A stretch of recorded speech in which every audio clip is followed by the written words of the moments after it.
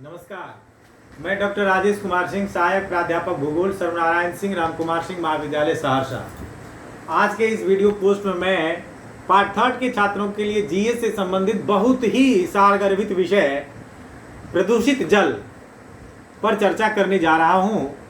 और इस आलेख में हम लोग जो है सो जल प्रदूषण के प्रमुख मानकों पर चर्चा करने के साथ साथ यह भी जानने का प्रयास करेंगे कि जल प्रदूषित है या नहीं, यह भी हम किस आधार पर तय करते हैं, कैसे तय करते हैं, आदि विषयों पर हम आज चर्चा करेंगे।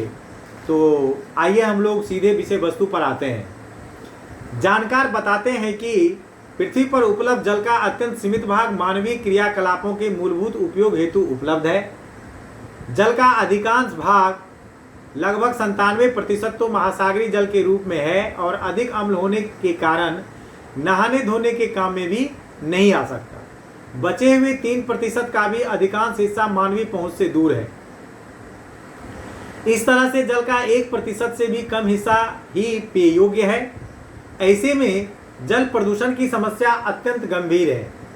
इन बातों के बीच यह अहम प्रश्न उठता है कि जल प्रदूषित है या नहीं, इसे कैसे और किस आधार पर तय किया जाता है।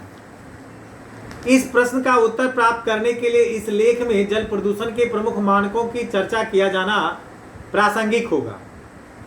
जल प्रदूषण के मानक के तौर पर कुछ महत्वपूर्ण घटकों का प्रयोग किया जाता है, जिसमें प्रमुख है जैविक ऑक्सीजन मांग अर्थात बायो ऑक्सीजन डिमांड, रासायनिक ऑक्सीजन डिमांड अर्थात केमिकल ऑक्सीजन डिमांड, डीओ अर्थात डिसॉल्व ऑक्सीजन या जिसे हम बोलते हैं घुलित ऑक्सीजन, पीएच मान, भौतिक आधार, मौजूद अन्य अशुद्धता आदि।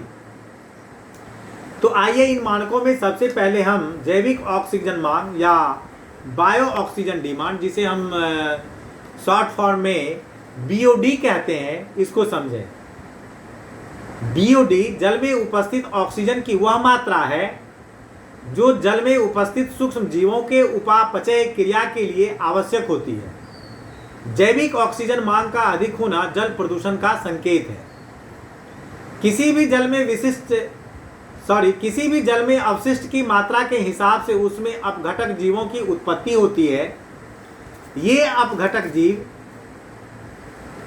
अपशिष्ट का निपटान करते हैं, जिससे एक समय बाद जल स्वच्छ हो जाता है। हालांकि इस क्रिया में इस अपघटक जीवों के शरीर में उपापचय क्रिया संपन्न होती है, जिससे जल में मौजूद ऑक्सीजन का उपयोग हो जाता है। इसे ही जैविक ऑक्सीजन मांग या बायो ऑक्सीजन डिमांड कहते हैं। ऐसे में यदि बीओडी का अधिक होना इस बात का संकेत है कि जल में प्रदूषक तत्व ज़्यादा है, जिसके लिए अपघटक सूक्ष्म जीव की संख्या अधिक है और उनके द्वारा ऑक्सीजन की मांग भी की जा रही है। जैविक ऑक्सीजन मांग के अधिक होने से जल के बाकी जीव जैसे कि मछली आदि के लिए ऑक्सीजन की कमी हो जाती है। इसके अलावा ऑक्सीजन की कमी होने से स्वतः रूप से CH4, H2S, NH3 आदि की मात्रा बढ़ जाती है। इससे जल में दुर्गंध की समस्या उत्पन्न होती है। इस तरह स्पष्ट है कि बीओडी जल प्रदूषण के मानक निर्धारण का महत्वपूर्ण घटक है। सामान्य रूप से नदियों में इसका स्तर 10 मिलीग्राम प्रति लीटर होना चाहिए। अब आइए हम लोग घुलित ऑक्सीजन अर्थात डीओ डिसॉल्व ऑक्सीजन के बारे में जानें। डीओ जल में घुली अवस्था में उपस्थित ऑक्सीजन की मात्रा है। इसके कारण जलीय जीवों में श्वसन एवं उपापचय की क्रिया संपन्न होती है। ऐसे में यह जल में प्रदूषण निर्धारण का महत्वपूर्ण घटक है।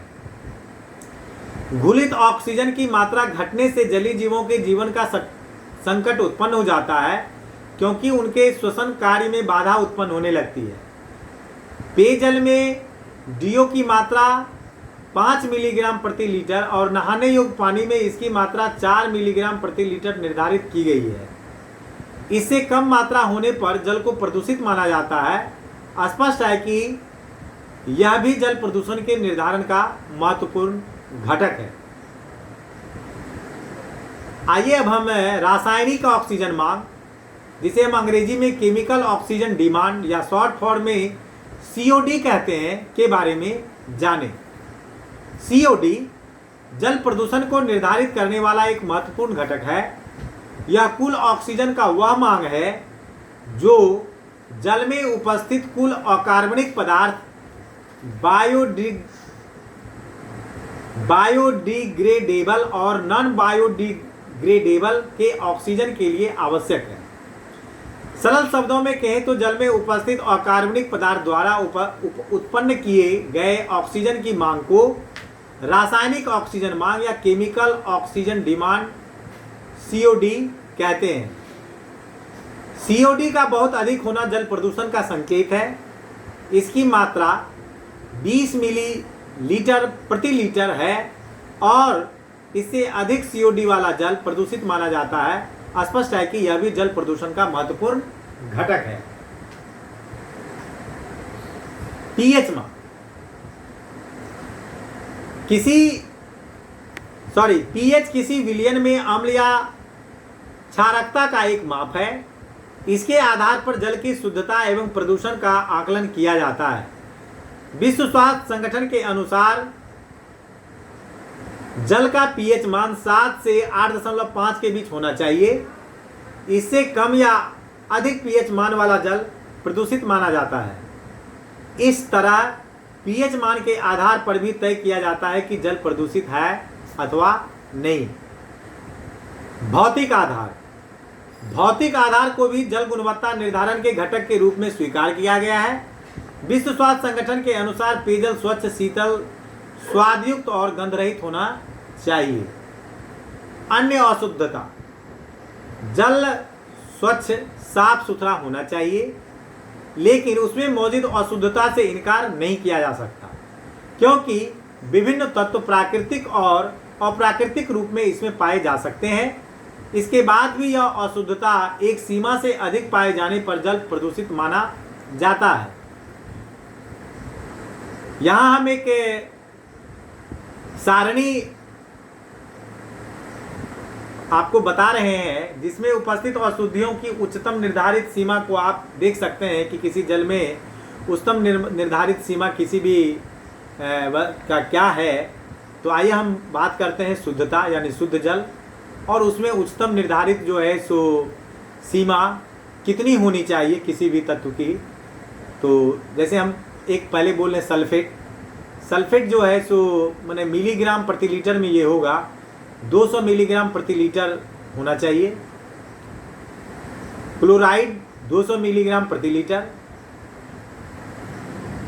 कैल्शियम 75 मिलीग्राम प्रति लीटर, जिंक 5 मिलीग्राम प्रति लीटर, लोहा 0.10 मिलीग्राम प्रति लीटर, तांबा 0.05 मिलीग्राम प्रति लीटर, मैंगनीज 30 मिलीग्राम प्रति लीटर, साइनाइड 0.05 मिलीग्राम प्रति लीटर, सीसा 0.01 मिलीग्राम प्रति लीटर, कैडमियम 0.05 मिलीग्राम प्रति लीटर, पारा 0.001 मिलीग्राम प्रति लीटर, फोलोनिक पदार्थ 0.001 मिलीग्राम प्रति लीटर, मैग्नीशियम 30 मिलीग्राम प्रति लीटर, आर्सेनिक 0.05 मिलीग्राम प्रति लीटर। उपरोक्त प्रमुख कारकों के आधार पर तय किया जाता है कि कोई जल प्रदूषित है अथवा नहीं। जल प्रदूषण एक गंभीर समस्या है। विश्व स्वास्थ्य संगठन के अनुसार 50 से 60% व्यक्ति प्रदूषित जल के कारण होने वाले रोगों से पीड़ित हैं। भारत जैसे देश में 80% बीमारियां अशुद्ध जल के सेवन से ही होती है। वैज्ञानिकों के अनुसार भारत में उपलब्ध जल संसाधन का 70% भाग प्रदूषित है। इसमें 30% जल विषाक्तता के स्तर तक पहुंच गया है। ऐसे में जल प्रदूषण को रोकने की दिशा में गंभीर प्रयास किया जाना चाहिए, जिसमें जन जागरूकता सर्वाधिक महत्वपूर्ण है। इस तरह इस आलेख में आपने जल का कोई स्रोत प्रदूषित है या नहीं, किस आधार पर तय किया जाता है एवं जल प्रदूषण के प्रमुख मानक क्या हैं के बारे में पढ़ा। हम आशा करते हैं कि इससे जल प्रदूषण के बारे में आपको अच्छी खासी जानकारी होगी। फिर भी अगर आपको इस विषय में कोई बात समझ में नहीं आई हो या और अधिक जानकारी आप चाहते हैं तो आप मेरे व्यक्तिगत मोबाइल नंबर 9470786423 पर 24x7 कभी भी फ़ोन करके और अधिक जानकारी ले सकते हैं। धन्यवाद।